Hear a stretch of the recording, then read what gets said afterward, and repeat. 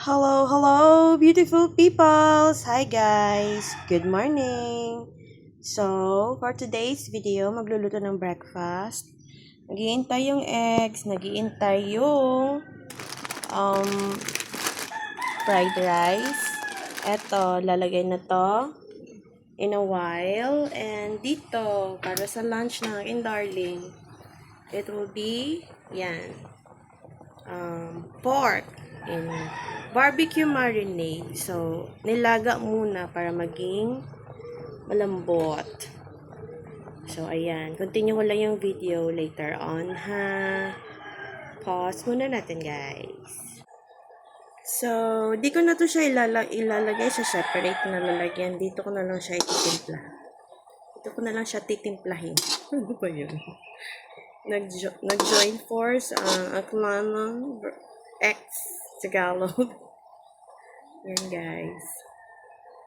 So, yung ating dito pork, malapit na rin naman na yan.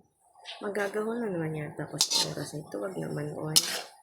Nakakapagod kasi pag mga ganito, nasasalasat yung aking katawan. So, pause ko na naman ulit ha for the next continuous vlogging.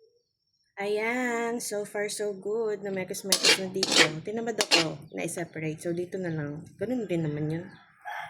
Halo-halo rin naman siya. Diba guys? Reasons. Okay, ready to go na rin ito.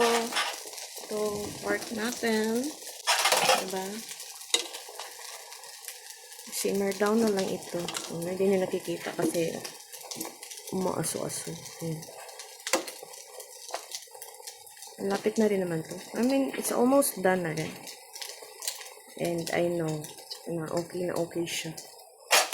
So, hayaan na siguro ito. Hindi ganyan. So, ito yung fried rice, guys. Tapos itlog naghihintay. O, diba? Naging uneven na yung ang hirap o vlog. Charot.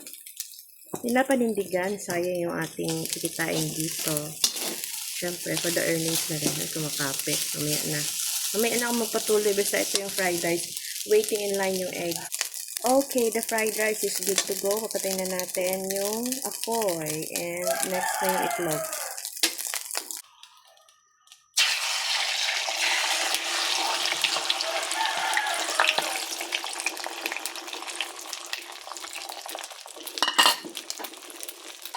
I believe na iraos ko naman ang lahat, guys.